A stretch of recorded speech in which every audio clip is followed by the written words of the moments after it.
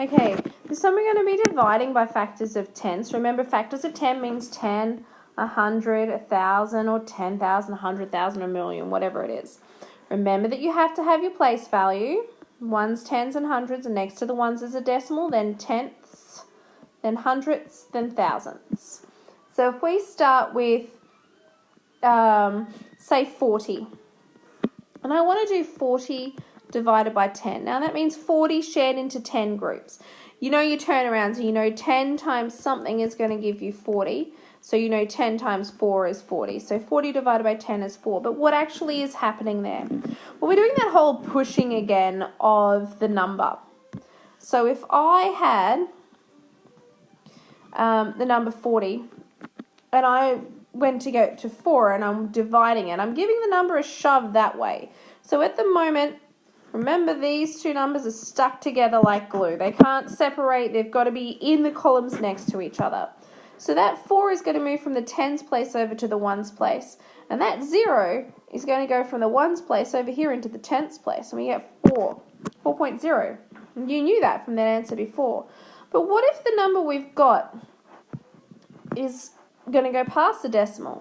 So we'll start with something a little bit different. Let's start with 37 this time. Now remember, next to every whole number is a decimal there.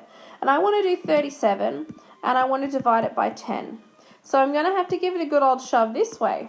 So these numbers are stuck together like glue. They can move past the decimal, but they have to stay together. So the 3 is going to go from the tens place over to the ones. Now, this is a little bit tricky, but not really, because if you know the 3's there, the decimal place can't move. The 7's got to go past it, and it's going to end up in the tenths. So your answer is 3 and 7/10. Okay, well, what if we were dividing by 100? Let's try a different number. Let's try 42. Now, I want to do 42, and I want to divide 42 by 100. How many places am I going to have to shove that number over 42? Remember before I said to you, you can look just at those zeros there, and because there's 2 zeros, it tells you that we're going to shove it over twice. So let's give 42 a shove over once this way. So the 4 is going to go from 10's place to the 1's place. The 2 is going to slide over there. Now that's 10 times smaller. Remember, I want to make it 100 times smaller. Make sure I put that decimal in there. So I'm going to have to shove it over again. And the 4 is going to go from the 1's place here over to the tenths. And the 2 is going to have to move over here to the hundredths. Can you see how the 4 and the 2 are still together? They're not allowed to move.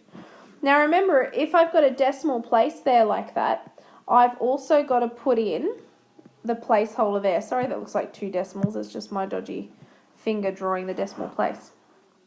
Okay, so it doesn't matter what number you start with. If you are dividing by a factor of 10, you're going to shove it over that way.